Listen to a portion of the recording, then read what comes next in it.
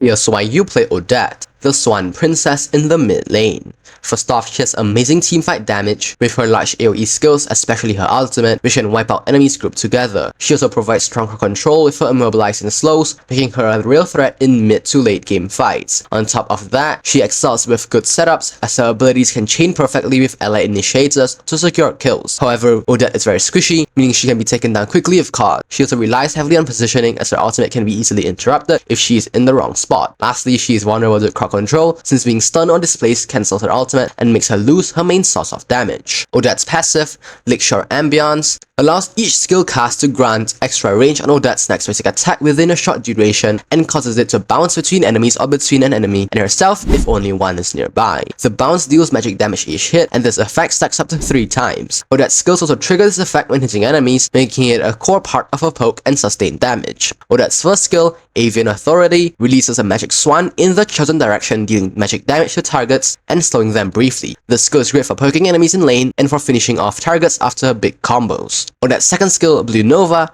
launches magic energy balls in a straight line, damaging and immobilizing the first enemy hit. After hitting a target, another energy ball splits off to attack a nearby enemy, prioritizing heroes and immobilizes them as well. This is Odette's main crowd control tool and is essential for catching enemies to set up her ultimate. Odette's ultimate, Swan Song, begins to dance, gaining a shield while continuously dealing heavy magic damage to enemies in a large area around her for several seconds. During this time, her passive sound waves bounces faster and more often. She can also dash once the skill is active to reposition. However, this skill can be interrupted by high-level crowd control effects, so careful timing and positioning are vital. A typical skill combo for Odette is to start with a second skill to immobilize enemies, then immediately activate her ultimate to unleash massive AoE damage. Use a dash from her ultimate to position if enemies attempt to escape or if you need to avoid danger. After her ultimate ends, finish survivors with her first skill for pokes and slows. Moving on to builds, I usually build Arcane Boots, Genius Wand, Blood Wings, Holy Crystal, Divine Glaive, and finally Lightning Truncheon. These are the emblems that go along with this build. As for battle spells,